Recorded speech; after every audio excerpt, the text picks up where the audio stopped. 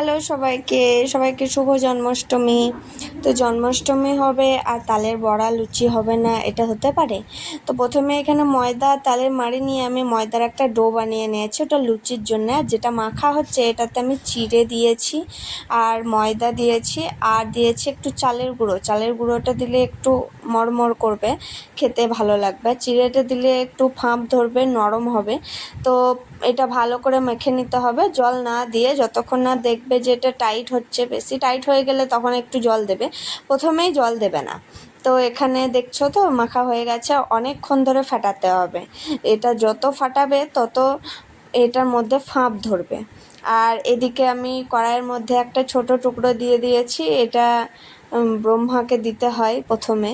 তো তার জন্য আমি ছোট একটা লুচি করে দিয়ে দিয়েছি এবং এটা গ্যাসের মধ্যে দিয়ে দেবো। এটা আখাতেই দেয়, কিন্তু এখন আখা নেই, এখন গ্যাসটাই আখা, তো কী করবো, এতে দিয়ে দিয়েছি।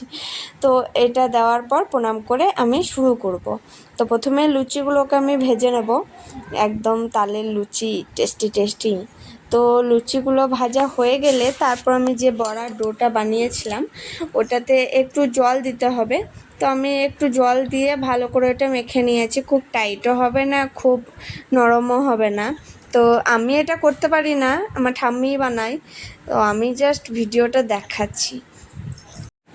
তোমরা আবার কাউকে দেখে এভাবে ফুলে উঠো না, যে যা করছে তাকে করতে দাও, তোমার চরকায় তুমি নিজেই তেল দাও। তো এখানে আমার লুচি শুরু করে দিয়েছি এবং লুচিগুলো সব ভাজা দেখালাম না, লুচি আর কি ভাজা দেখাবো, যেটা আসল জিনিস সেটাই দেখো, তাল বড়া।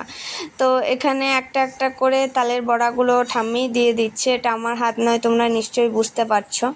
তো এখানে কিভাবে দিচ্ছে তোমাকে আমি দেখাচ্ছি। তো সবগুলো দেওয়ার পর আমি বড়াগুলোকে ভালো করে ভাজতে দেব এবং লাল লাল করে ভাজা হয়ে গেলে তখন এটা তেল ঝরিয়ে তুলে নেব।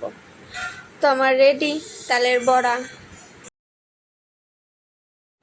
তো রেসিপিটা কেমন লাগলো একটু জানিও এবং দেখা হচ্ছে অন্য কোনো ভিডিও নিয়ে। টাটা, বাই বাই সবাই।